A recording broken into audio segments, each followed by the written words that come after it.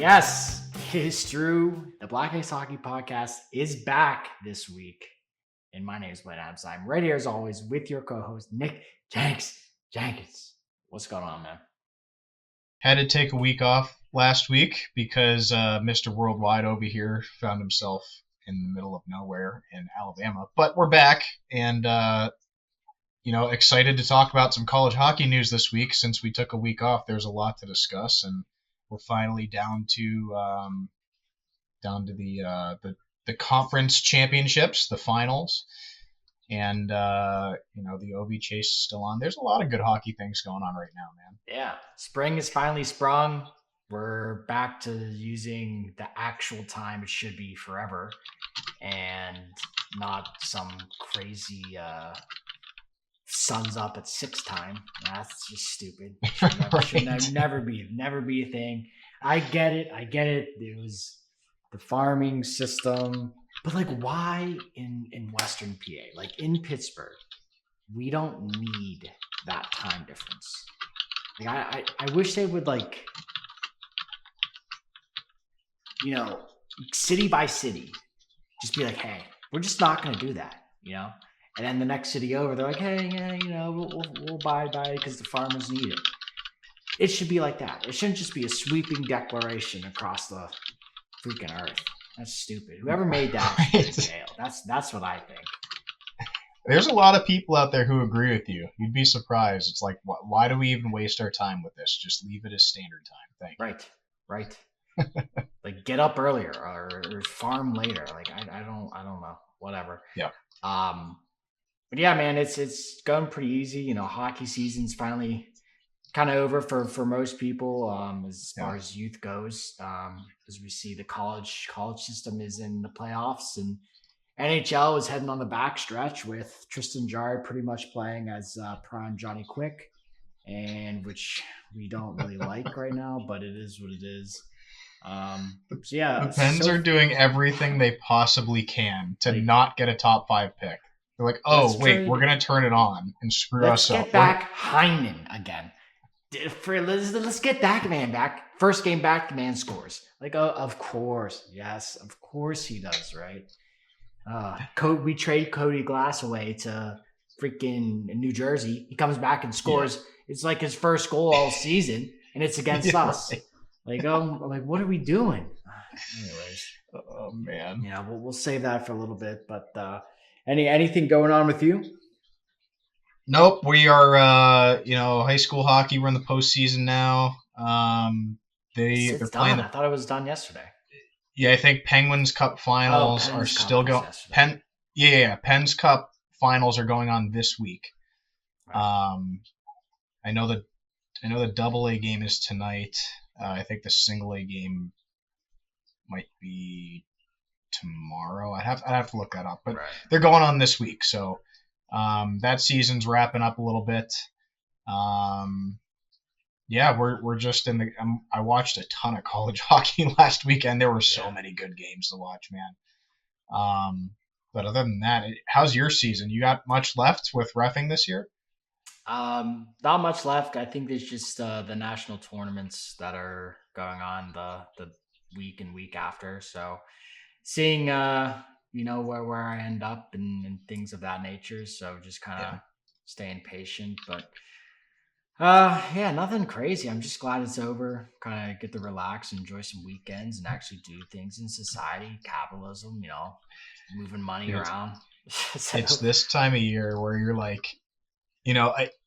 you're gonna give it a month or so, and you'll miss hockey once it's over. But it's this time of year where you're I'm just ready to be done. I need a break. 100%. I'm so ready to not get yelled at every weekend. It's actually insane. Maybe I'll get yelled at by a car I just cut off, that happens. But outside of that, it's just I don't want to get yelled at anymore. Right. But yeah, I kind of want to jump into the college NCAA system because there's, upset alert city all weekend long. And shout out to my Bemidji Beavers. They freaking did the damn thing. I called that upset, and they made it to the semis they're in the semis, which is this coming weekend. So we'll see if they can keep going. But Minnesota State or whoever they're playing, I think it's Minnesota State. Yeah. So just we talked about this on the last pod, but they got beat by because Minnesota State. because every tournament or every conference is apparently just doing their own thing They at this do point. whatever they want. Yeah. Some conferences will play both their semifinal games and their conference final game this weekend, which I just think is insane.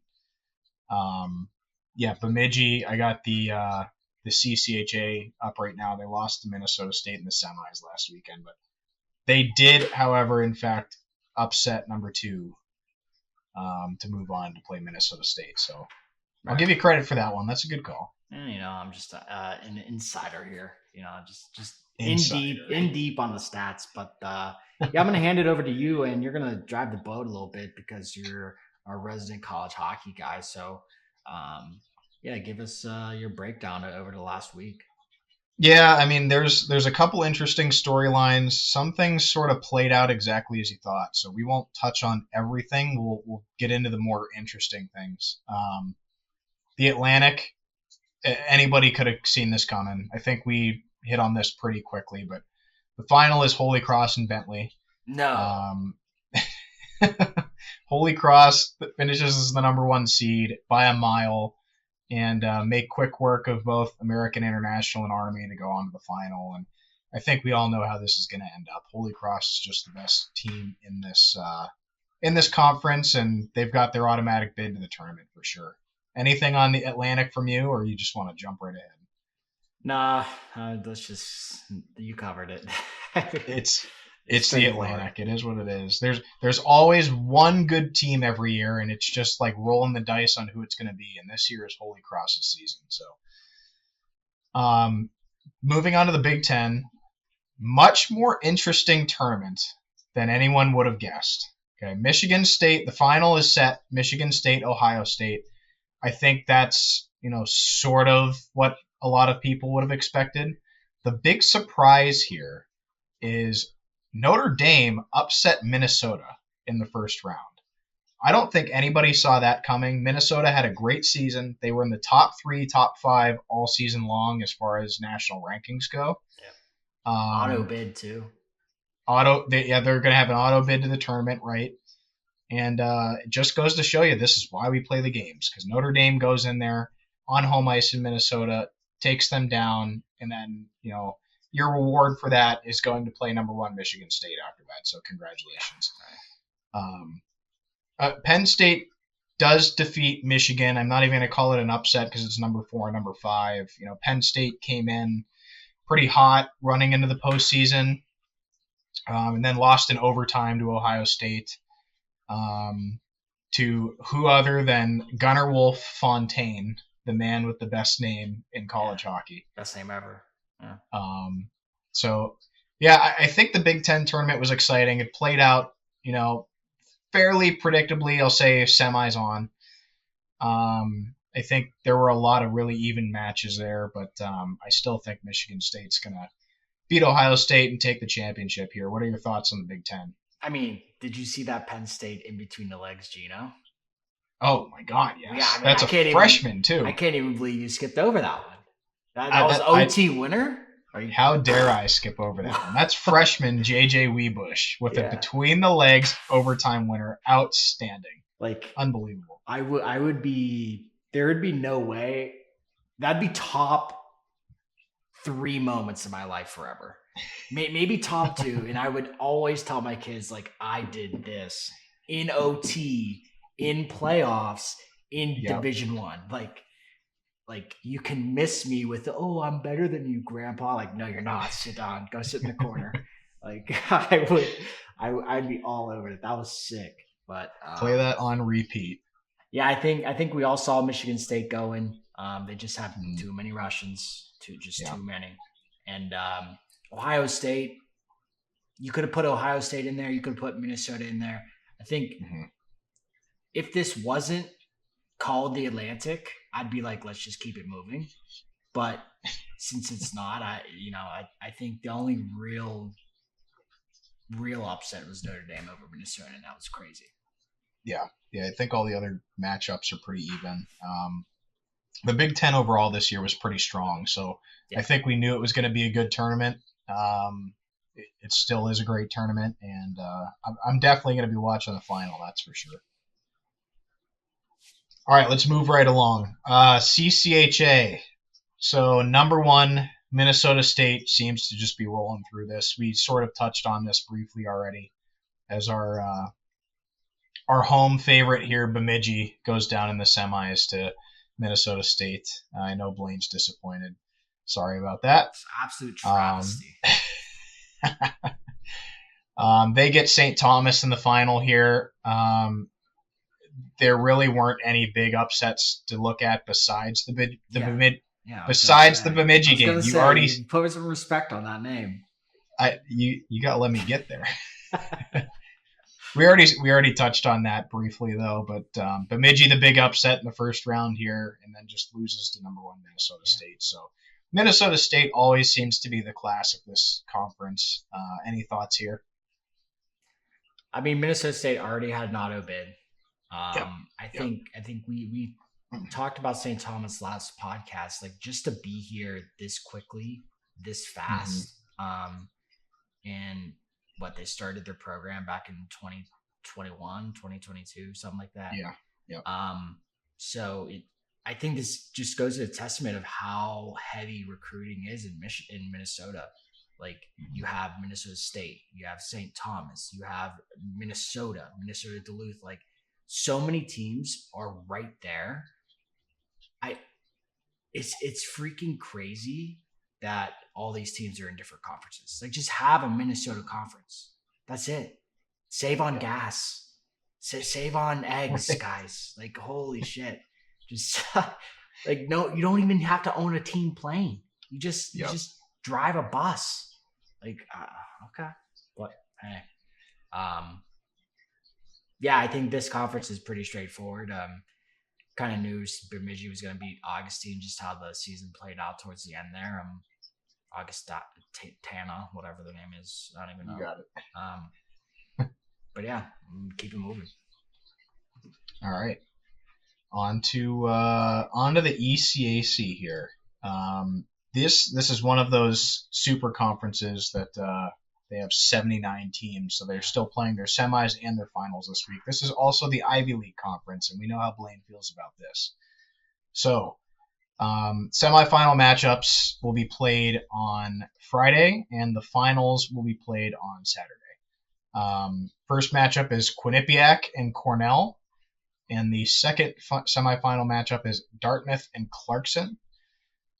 If you look back at where all of these teams started, I don't see any shockers in here.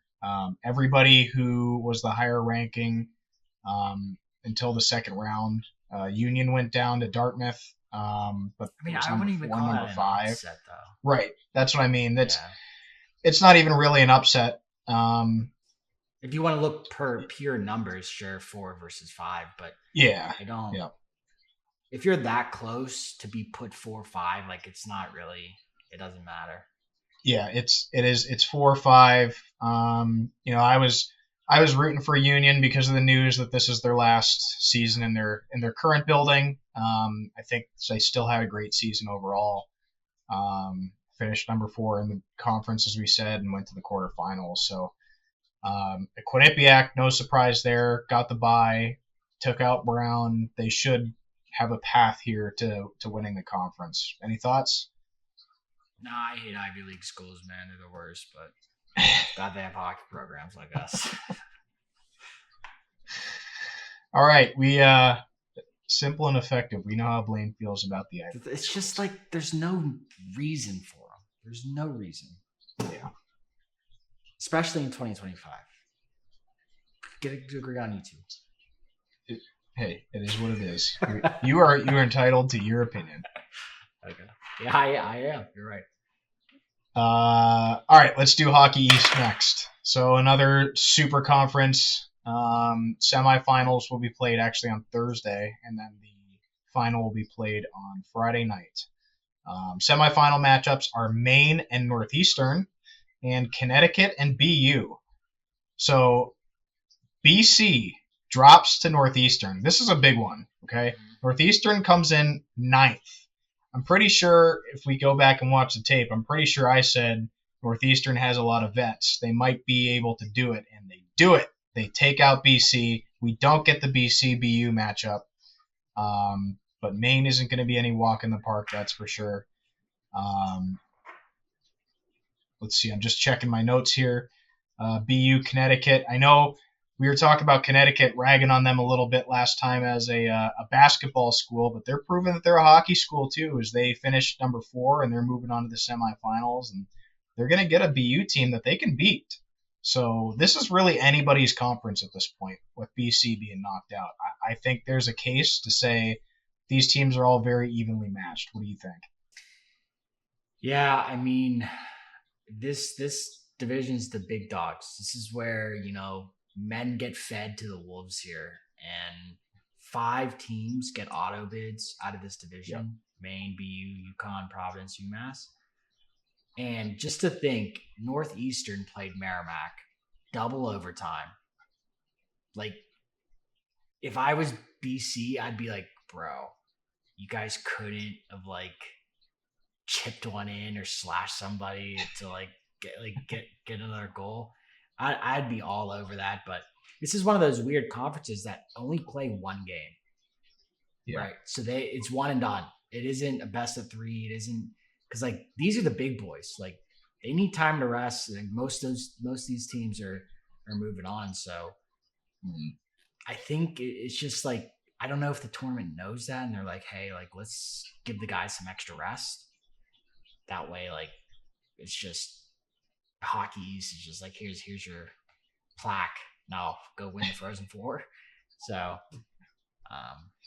but yeah, that's my take on this division. Yeah, it's with BC going down. I just look at this and I say, you had picked Maine pretty early in the season to be an underdog favorite to take this thing away. Oh, I'm just a freaking genius. Nostradamus over here. Can see the future. I can. Maine finishes. They obviously finish second. They get the bye. I think they're probably, if you're a betting man, which we know we are, Maine's got to be your favorite to win this by the odds. But we'll see. I think they're both really good matchups. I think that they're going to be fun games to watch. I'm actually very curious to see how the Connecticut BU game goes, because Connecticut's surprising everybody, and BU's a program with a lot of history. So yeah, we'll see how this all plays out. Watch the semis on Thursday night; those will be good ones for sure. Seems like everybody else is playing Friday or Saturday, so those ones should be on. So check them out. We'll wrap this up here with the NCHC, another really good conference. Another conference that plays by their own frickin' rules, because their semifinals are on Friday and their finals are on Saturday. So the semifinal matchups are going to be Western Michigan versus North Dakota and Denver versus Arizona State. So Western Michigan, the 1 seed, moves on. North Dakota, not even really an upset, beats number 4 Omaha. Denver moves on, and Arizona State. So no surprises here. As you look at the first round matchups moving into the semis. I don't know what it is. I just see North Dakota on the schedule and I get excited. I know Western Michigan finished first here, but I think North Dakota is going to be my pick for that one. But who knows? What are your thoughts on this one? Any state that you have no idea what goes on there, I'm worried about. Idaho, do they actually pick potatoes? I don't know. You just gotta worry about those teams like Wyoming. Josh Allen exists. What? So I think you're right to pick North Dakota. Arizona State, probably the craziest thing they've ever done. First year in an actual structured conference, and they just dominate. I don't even know what to say, because it seems so straightforward in my mind, but to see Arizona State in the semifinals is wild. They were an ACHA team. like a couple years ago. And then Lemieux's son went there. It was like, hey, let's get these guys up there. And here they are. And it's quick turnaround, kind of like a St. Thomas team. It's good to see some of these teams come out of the woodwork and make it work. Yeah. I know, Denver probably has the most pedigree of all the teams remaining. They obviously had that tough loss to the ACHA 1 team this year, but they were consistently in the top 10 all year long, and I think they're the deepest team. They've got the most experience. They've got a bunch of guys on that roster that have already been picked into the NHL. So I think they're the class of this conference, and probably have to be the favorite to take this one home. Of the Do you think when they lost the first game, they're like, their coach walked in like, boys, we are not doing this again. Not to Colorado College. Like, we are not. What are we doing? Guys, wake up.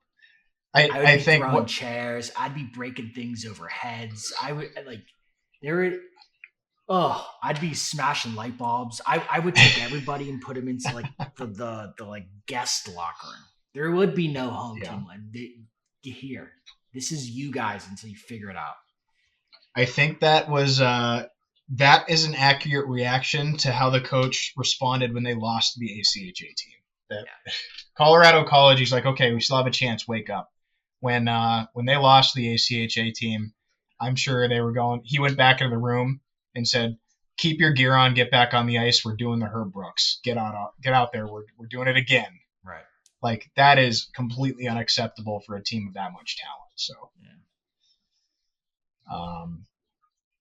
so we're in the final weekend here. We walked through it all. Best of luck to all the teams remaining. And I think the selection show, I've got the notes here. So everybody plays Friday, Saturday. We'll know all the conference winners by Saturday night. The selection show for the NCAA tournament is Sunday at 3 p.m. Eastern. So we'll have that. We'll have the big tournament bracket for next week, and be interesting to see who gets in the at-large bids. I certainly think, I'll be a homer for Penn State here for a second, but I certainly think they made their case with their second half of the season and going to the quarterfinals there or the semifinals with Ohio State, taking it to overtime, and some big wins they picked up there. I think they made their case. There's definitely teams that have already had their automatic bids, and wouldn't be surprised to see Ohio State probably gets in from the Big Ten. I would guess that, I know Augustana, or however you say it, lost in the first round, but they had a great season, so they probably get in too. But the at-large bid's always interesting because it's up to the committee, so it can be anybody. So we'll see how they're feeling. I don't see, the thing with like shit conferences is like, if you don't win, it's very hard for me to look your way. Like you wouldn't pick Bentley to be the at-large team because when they're going to get freaking slaughtered. So your strength of schedule makes a big factor in this, right? So like, I don't even know. Would you if Quinnipiac loses? I guess they're already in, right? They have to be already in. Oh, they'll be in. Right. They'll be in for sure. So like, I don't know. That's so tough. Like, would you pick St. Thomas?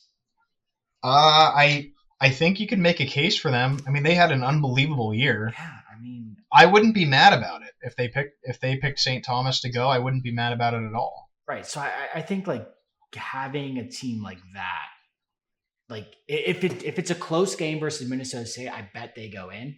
But like, I can't pick Augustina if they lose to Bemidji. Like, come on, what are they doing? Yeah. I mean, your record versus Bemidji is 2-5. Like, what are we doing? Okay. Hey, I don't know what they're gonna pick here. Maybe there's an Augustana coach sitting on the panel and they get a vote and they sneak their way in. Who knows? I guess. Honestly, if I didn't know they were in the freaking bracket here, I wouldn't know they existed. That's for sure. kind of flipping over to the other side of hockey that's going on. A few, I'd say, headline news that we've haven't had a chance to talk about, and I think the biggest one's got to be Brad Marchand going to the Florida Panthers for a box of rice and some tampons. Like, I don't really know what happened. I think it's more of like Brad Marchand went in and was like, hey, I don't want to be here for a 3-year rebuild. Or like maybe the owners were like, hey, we're looking to rebuild. Like Bergeron's gone, Chara's gone, Krejci's gone. We sold Torrey Krug. Who was the other guy? There's another guy. Their goalie. Ullmark. Ullmark, yeah. Ullmark's gone. Swayman's in the can. So maybe they're like, hey, like, do you want to try for this year? Because Brad Marchand, I bet you only has like 2 years max, 3 years left. You would think. I mean, that's got to be the conversation that happened, right? Is they're like, hey, look, you've been with this team for how many years? Probably at least 10 years at this point. I don't know the exact number, but he sort of was like, I'll say in his prime with that Bergeron, Krejci, Chara group. And yeah, he's been there. He's the veteran. He's the leader now. But do you take a look at the rest of that roster and say, we're sort of taking a next step into the next generation? Is this now, Pastrnak and Charlie McAvoy and, Swayman, is this now their generation? Let's turn the team over and say, hey, we're going to do a bit of a retool here. We're not going for it this year. You're winding down. You got a couple of years left. If you want, we'll send you to somewhere you can win. And, he probably looked at it and said, yeah, that probably makes the most sense here. Because I don't think the Bruins are going to have a window to win in the next couple of years before Brad Marchand retires. Yeah, I wonder if Pasta stays too. Like, that's my thing. Like, you sell literally, or people retire, kind of everybody that made kind of the last couple seasons work. So it's like, you look at Pasta and you're like, is he that kind of guy to where like, hey, like, get me out? Like, is this a Rantanen sort of situation? Or I don't know. We'll see how that plays out the next couple of years, but I bet you we see a big slump in the Eastern Conference. I bet you it kind of turns the tide a little bit because all the heavy hitters are kind of slowing off. But Brad Marchand going to Florida, the two biggest rats in the league, just on one team. That's got to be the worst team to ever play. It's just, I mean, imagine going against Matthew Tkachuk on the first line, and then right after that, Brad Marchand. Like, no thanks. What happens if they just say screw it and put them both on the same line? They might. You're not safe anywhere on the ice. Oh, God. That'd be the worst. I'd be like, oh, God. Freaking lick me in one ear, lick me in the other, punch me in the face, too. Like, oh, God. I would hate that. That'd be the worst. Oh, I already hate, like, when you play a team, like, when you play an all-star game, you're like, dude, like, can I just have a break? Can we all just have fun for a moment? Like, no fun allowed. So, dude, that was always the worst. Like, back in the day, it reminds me of, playing like one of those like private school teams where they're just good top to bottom and they're all scumbags. So you're like, there's no like line to pick on. It's all the lines are out there, all the lines are good, and they're all gonna be talking shit, giving you a chop in the legs. Like they're all the same way. It's like, great, now I've got to deal with this. It doesn't matter. This is gonna be 60 minutes of hell. Yeah. I mean, it's just like playing Gannon hockey, I'm always lurking. Just always there. Just always, you gotta, I'm in the shadows. You just gotta be worried about me at all times. You got people head on a swivel. Look, where's 11? Where's 11? He's somewhere. Where's 11? If you don't see him, he's probably right where you're about to catch the puck and turn. Yep, I'll meet you there. the other trades going on is the Rantanen trade, which carries a lot of controversy. And we found out that when he was originally traded, which is no shocker compared to how he played, that he basically told them that I don't want to be here. He's like, this is not a team that I wanted to go to, which definitely sucks as a owner or a GM. Like, hey, like we brought you in to help, and then you just said what to us? Why didn't you tell us before we traded for you? That's got to sting a little bit. I don't even know if it was all 100% that he didn't want to be in Carolina. I just think he thought that he was going to be an Av for his whole career. And when the Avalanche traded him, he went like, oh shit, what just happened? And he didn't really have time to like process that and was like, yeah, I just don't think this is the fit for me. I got to look at something else. And I don't know how he decided on Dallas was going to be the fit for him, because he promptly signed an extension to commit to Dallas. So after a little bit though, he didn't sign it immediately though. Not immediately. He wanted like 14 mil.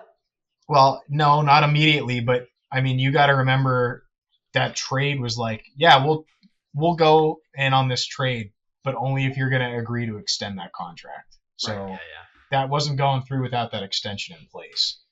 But I don't know, that it just seemed like a very awkward situation the whole time. I watched a little bit of the Carolina games when he was there because I was curious how he would fit, and he just looked uncomfortable. He didn't play well. Yeah. He didn't produce many points. He just looked uncomfortable. And it probably was the right decision. I think Carolina, they gave up a lot to get him, but I think they got a lot in return.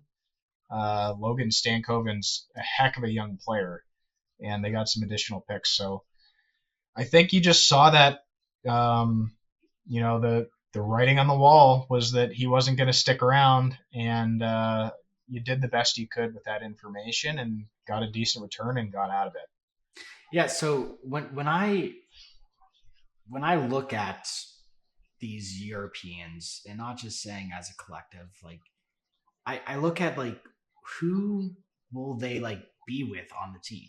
Like Rantanen's kind of an older guy. He's like mid to late 20s, right? So who's he gonna vibe with on this team? Sebastian Aho, Seth Jarvis, Svechnikov, Jordan Stahl, Cockton, kind of Kinenji. Good effort. Gosh, despair. Like I'm looking down the roster and I'm like, I don't think literally he likes any of these guys. Yes, they might be I know what you mean. People. Yeah. But like Orlov, maybe. But like and also you have to look at, there's really no veteran leadership. Brett Burns, sure. Jordan Stahl, sure. Taylor Hall, maybe. There's just nobody like that he could be like buddies with, So it's kind of a weird situation when you look at Dallas. You have Pavelski still around. You have Ben Sagan. Who is that guy, the Russian that literally just left last year or the year before? The one that just left?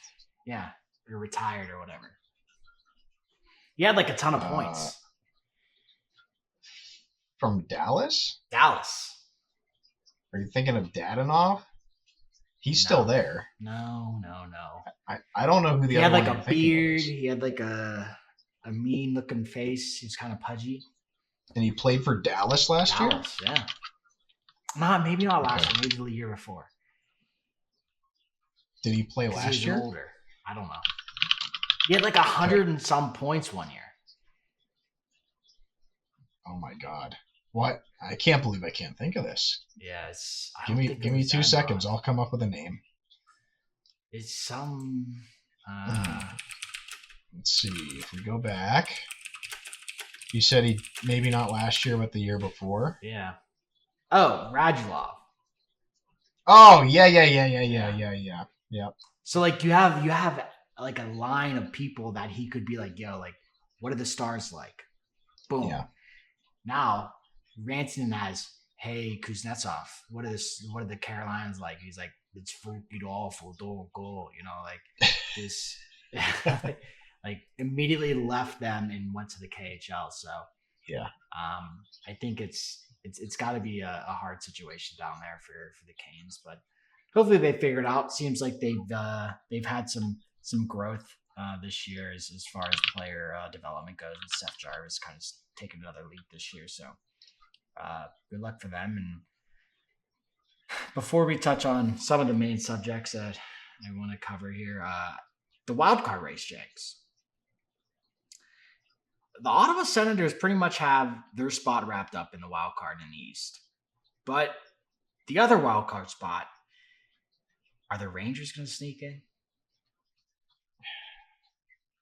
It looks good. I mean, if you're a Rangers fan, you got to look at their record.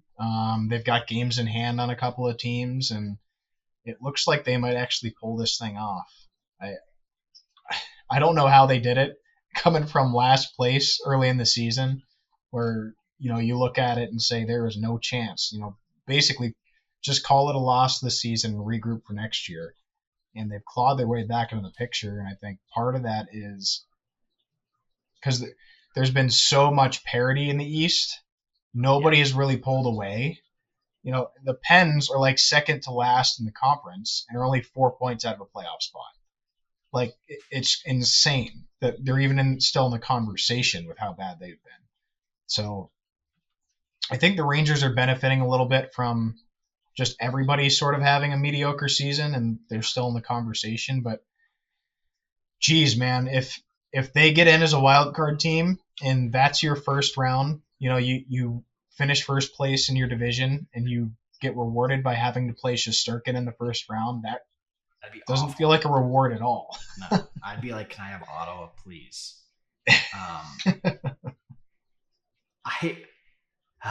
If the Pens make the playoffs, Jenks, I'm going to put my head through a wall. I can't.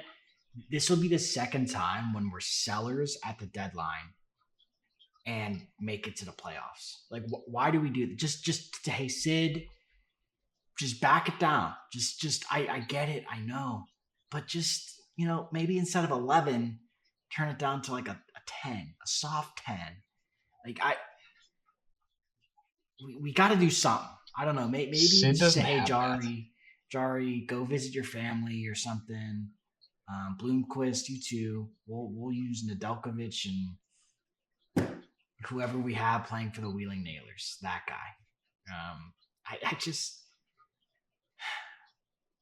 Sid does not have an off switch. It makes my brain hurt. That you're telling the greatest competitor of this generation to turn it down a little bit. I don't think he knows how to do that. Yeah, but we got these two Drew guys, right? Their first names are both Drew. First game, they both score. That we don't. Why? Just bring up the AHL team. We don't want any guys. I don't. Like, we're gonna get bodied if we get in. I don't want that for conversation with Sid. No, we're not. Here's what's gonna happen. Okay, we're not gonna get in. We're gonna play well enough to finish the first team out, and we're gonna pick 15th. That's what's gonna happen. We're gonna end up with some no-name player. We're gonna end up with the 15th pick instead of what could be a top 5 pick if they would just decide to throw it in. Very true, James. And it's gonna be another season just totally wasted. So that's what's going to happen to the Pens. You heard it here first. I agree. Flopping over to the other conference, kind of the same situation where Minnesota in Fleury's kind of wrapped up their wild card. I don't see them losing a 3 game lead here, 3.5 game lead. Vancouver, Blues, and Calgary kind of right there. Utah, if they get in, I may shoot myself in the face, going from pretty much the worst team to ever exist, them actually getting deleted off the map and moved. But this is a fun fact, Jenks. San Jose Sharks mathematically eliminated from the playoffs, if that was a shocker. Yep. 18 wins on the season. Whew. That shouldn't come as a surprise. Hard year. this is no surprise to I anyone. I know, mean, but 18 wins, Jenks? 18? What do you want me to say? That they should have done? No, they shouldn't have. Look at that roster. They traded away their goalie. They traded away Blackwood, who was keeping that team afloat early in the season, for Georgiev, who couldn't stop a beach ball if you threw it at him. And they basically said, you know what? We're punting this season. We're getting more high picks next year. We're adding more fuel to this young team fire with Celebrini and Will Smith and all these good young players. And we're going to be a contender in 5 years. We don't care about this season. We're going to do whatever we can to get a high pick. We're going out and we're getting another top 3 player. And we're going to be one of the best teams in the NHL 5 years from now. So, yeah, it's a tough year for the Sharks, but I think they have a plan and they're sticking to it, and I think it's going to be successful if you just give it some time. Yeah, and I think the Pacific is pretty much the Atlantic Division of the East. I mean, the way Byfield has turned it on for the LA Kings is very impressive. Kind of reminds me of Laughing Trash before he turned to Lafreniere.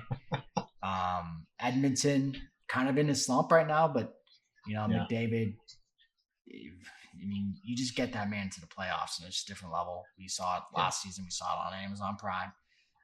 No free ads, hashtag. Vegas Golden Knights, they're just doing Vegas things. I hate it. I hate every time they're in the playoffs because I'm like, why? How is a team that just started this good consistently? It shouldn't be. It shouldn't be that way, James. You should be awful forever and then maybe be good 1 year.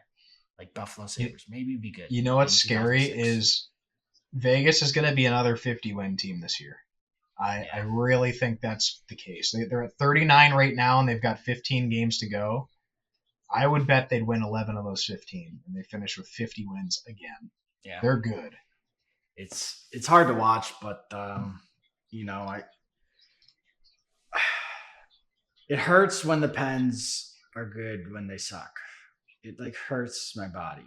Like, why can't we be good with all the pieces that we got prior to this year? But So yeah, I don't know.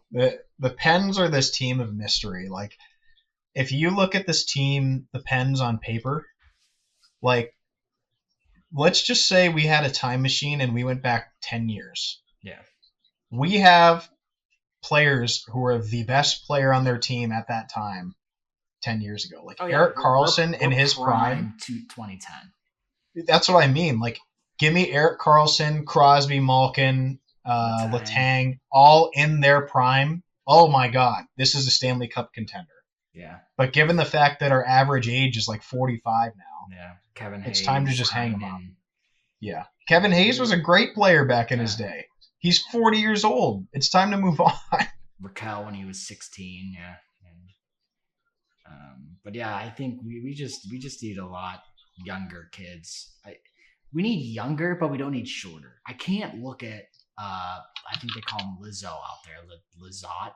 I can't look at him and then take him seriously. Like I can't. Like or when we have like Pusatarian out there, like I can't look at him and be like, you're good, man. You're like no, man, you should be playing like juniors somewhere. Like, what are you doing? Yeah. Like, I don't know. But speaking of like, what are you doing? Ekblad, what are you doing? What are we doing? PDs? After Brooks Koepka must have got to him when he called him a cone, man. He just was like, I gotta start juicing. Like, and obviously he must have been, he said it was a contaminated test. Yeah. Right. Yeah. Got it. But got him a 20-game suspension. Did it say what PD tested for? It didn't, no. So it could be anything. It could be, just getting the blood out of your system, putting new blood in your system. It could be a little oxidation. It could be a little, little steroid action. But it's tough to see. I wonder in the next 10 years what the sports world is going to be, because being at the level that we are now with sports, I don't think naturally we could tell these players we want more, faster, and bigger hits without the use of something. And when I say something, I mean not specifically performance enhancing, but like additives to help like muscle recovery, muscle growth, Yeah. metabolism time, like things like in that nature. That way, like these guys can stay safer, if that makes Yeah. sense. Yeah, I think there's probably going to continue to be development of, I don't know if supplements is the right word or not, but these different things that help you recover, like you're saying, and prevent injury without actually being like steroids. Like, I just don't think we're there yet to like be like what's allowed and what's not. Yeah. I think we'll get there. Obviously everything that is ingested needs to be approved. Right. It needs to be an FDA approved drug. It needs to be approved by the league's list. And I do think with the way we're going with development of different medicines and supplements and that type of stuff, we're going to get there where we do see something that becomes controversial and it's built around muscle recovery and performance enhancement, but not like to the extent that a steroid is. And I think there will be a big conversation with professional athletes of, okay, can we get this approved for use so that it helps these players and reduces injury and improves their performance, that type of thing. So we'll get there. We're not there yet, but we'll get there. Yeah, I agree. Hot topic, Ovi down to 8 now. The grade 8 is at 8. It's something. It like almost feels like goalies are letting his goal go in now. Like imagine what's gonna happen, Shanks, when he ties the record and then the next goal beats the record. Like, are they gonna stop and like celebrate him? Oh yeah. Like imagine you getting fucking Bardezi'd off Ovi's spot on the freaking on the dot, and then celebrating him going freaking top cheddar on you. I don't know if as a goalie I would be able to do that. Oh God, I don't think that goalie is going to be celebrating at all. You think the players are? But you know what I mean? Like, no. Maybe it has to be an empty net. Empty net. I'll allow that. No, I don't want to see it be an empty net. That's so boring. I want to see it be an authentic Ovi from the spot goal, like we've seen 800 some other times. He is. I think he's going to get it this year. He is so 100%, close. 100%. There's plenty of time left in the season. 15 games. They are just they are feeding him. They're saying every chance he gets, they are feeding him so that he can get this thing. Yeah. Dylan Strome just ridiculous amount of assists this year. The coach is basically sitting down Strome and he's like, your job is to go out there and sacrifice the body to make a play and get the puck to Ovi. Here's a bonus. If Ovi gets his record-breaking goal, you get $3 million and 14 Russian girls. So if you assist the record-breaking goal, you will retire a rich man. Trust me. Right. Right. Oh man. A couple other topics that happened this past week. I just want to touch on a little side trade that happened was Cousins for Norris and Buffalo to Ottawa. I think the Ottawa definitely won this trade, specifically just because Cousins has I'd say meshed well with Ottawa, and Norris. He's a younger guy. Goes to Buffalo, and actually Tage Thompson stepped up for him. Saw Norris, assist on a few of his goals, and he was getting run, and Tage Thompson was like, not on my watch. This guy's in Buffalo now. He's my guy. But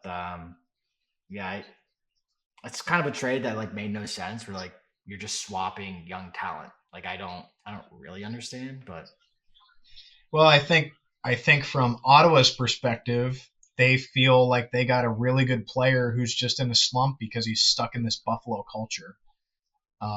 So they said, what do we got to do to get it? And I think they traded somebody of similar talent.